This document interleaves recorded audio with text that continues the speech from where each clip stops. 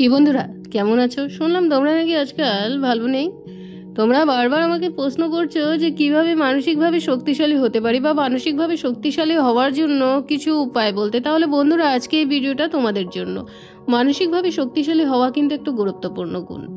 আমাদের জীবনে বিভিন্ন চ্যালেঞ্জ মোকাবেলা কিন্তু আছেই।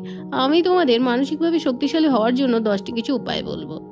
প্রথমত, নিজের আবেগকে নিয়ন্ত্রণ করো। রাগ কিন্তু নিয়ন্ত্রণ করতে হবে। রাগ, দুঃখ, হতাশাকে সঠিকভাবে পরিচালনা করো। আবেগের সময় দ্রুত কিন্তু সিদ্ধান্ত নেবে না। দ্বিতীয়ত, ইতিবাচক চিন্তা করো।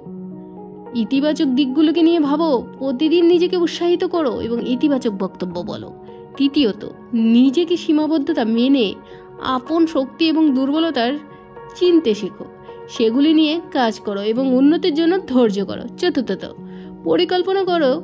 কাজ করো, যে কোনো কাজের জন্য একটি স্পষ্ট পরিকল্পনা তৈরি করো এবং তা অনুসরণ করো। এটি কিন্তু তোমাদের আত্মবিশ্বাস বাড়াবে। পঞ্চমত, অন্যান্যদের মতামত গ্রহণ করো। সমালোচনা এবং প্রশংসা উভয়ই কিন্তু ইতিবাচকভাবে গ্রহণ করো। সেগুলি থেকে নিজের উন্নতি ঘটাও। ষষ্ঠত, যোগাব্যায়াম, ধ্যান চর্চা করো। নিয়মিত ধ্যান, যোগাব্যায়াম তোমাদের মানসিক চাপ কমাতে এবং মনোযোগ বাড়াতে সহায়তা করবে। সপ্তমত, শারীরিক সুস্থ রাখো।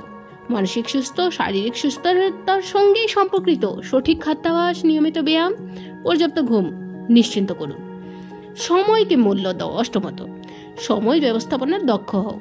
অপ্রয়োজনীয় কাজ সময় নষ্ট করবে না। গুরুত্বপূর্ণ কাজকে মনোনিবেশ করো।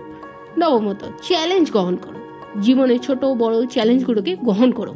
সেগুলি থেকে শিক্ষা নাও এবং আরও শক্তিশালী হয়ে ওঠো। দশমত, নিজের উপর বিশ্বাস রাখো। নিজেকে ভালোবাসো।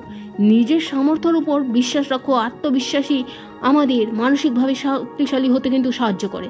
এই অভ্যাসগুলো যদি আমরা নিয়মিত চর্চা করি, ধীরে ধীরে কিন্তু দেখবে আমরা মানসিকভাবে আরও কিন্তু শক্তিশালী হয়ে উঠবো। তাহলে বন্ধুরা, আজকে আমার ভিডিওটি তোমাদের কেমন লাগলো? লাইক, কমেন্ট, সাবস্ক্রাইব করে জানাবে।